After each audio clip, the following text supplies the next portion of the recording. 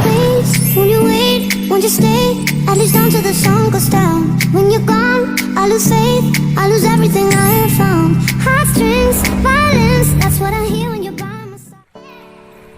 Good day, everyone. I am Daisy Joy Balote. And I am Hazel Mayoy Oco Morales. We are going to discover and share to you about history of Capoocan, as well as our barangay, our remarkable events, the landmarks, and also our local products and delicacies. Anyways, our town has 21 barangay in total. Well, we're also doing this vlog as a tour for you all in case you want to have a visit to witness on how beautiful our beloved town is.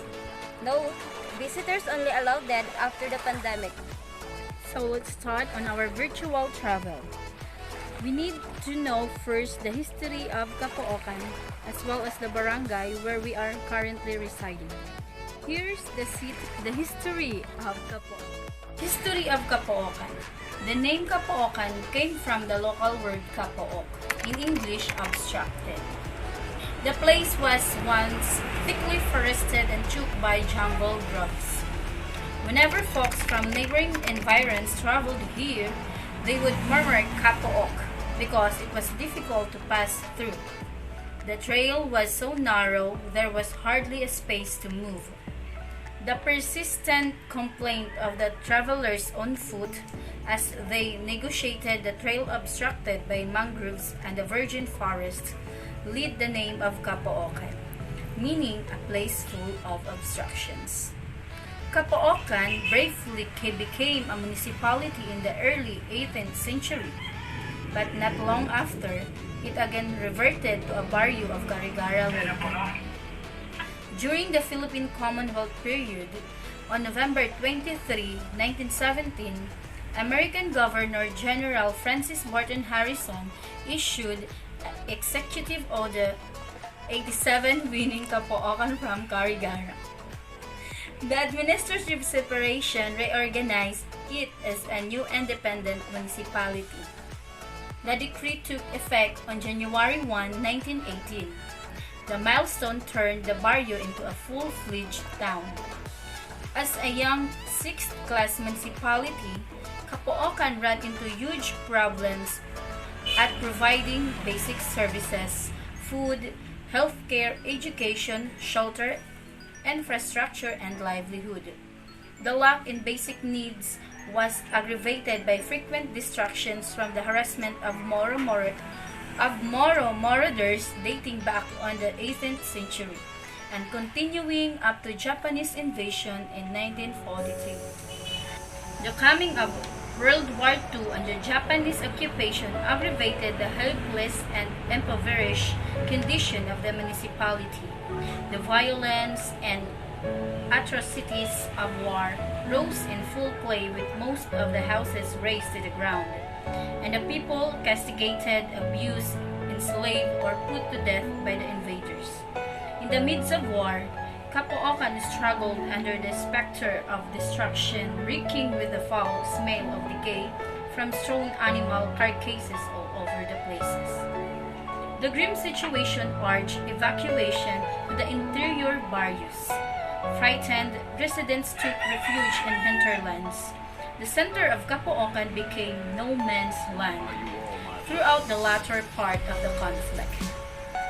Urbanizing areas in the time of development were depopulated.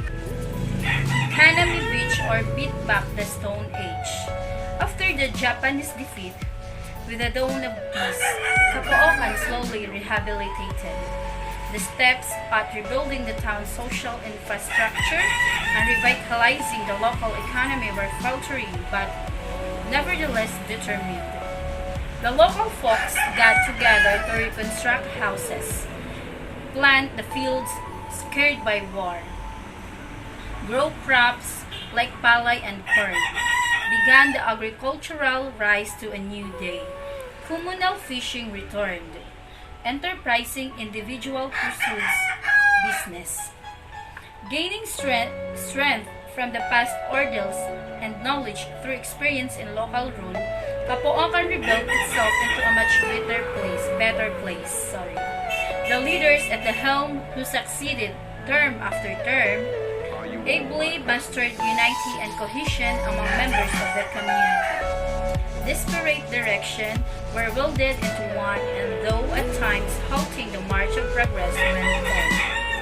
Capoocan is now a self-government local unit managed by elected officials who are learned both in political pragmatism with a hint of idealism. It has advanced to fourth-class municipality, combining achievements and economic growth with humane social direction. Then the municipality aspires for the fullest development as self-reliant community. Next, we were now going to a remarkable event, which is the foundation anniversary. This event has a competition on street dances, drum and lyre. Also, farmers went there during this event to sell their fruits and vegetables. This event shows of giving thanks to the people and to God for having a bounty and blessed year in town. It also emphasizes and shows that people living in town love and respect Capoocan. And most importantly, it is to reminisce how Capoocan was founded. But this year, sadly, we didn't celebrate it on November on 100 years because of the pandemic. Now, let's move to our historical spot or our landmark. So one of our landmark here is the LGU municipality since 1917. You observe it still look pretty well because our government had already renovation on it because of the cracks that the building had and also because it is needed to look like it is modernized. Next is the church. We can say that it's composed of big and original metals because of its stronghold in Yolanda. Next is the Capoocan Central School, the widest and biggest central in the Capoocan. The gymnasium that remains standing after how many years? The Lantawan Tower. This tower years ago entirely watched on this tower to signal incoming more raiders to create peace and protect the local populace. This island is surrounded with fringing coral reefs that serve as a buffer and natural habitat for marine, fauna, and fauna. Next, the Camadbaran Falls in the Santo Niño, Capoocan, Leyte. Derived from the name Madbad tree which has abundant in the area at that time.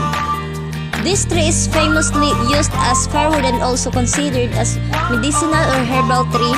Hence the term Camadbaran meaning plenty of madbad trees. Lastly, our delicacies. Our delicacy, special moron, which our family fond of making it. That's all. Hope that you enjoyed watching and make time to visit our town.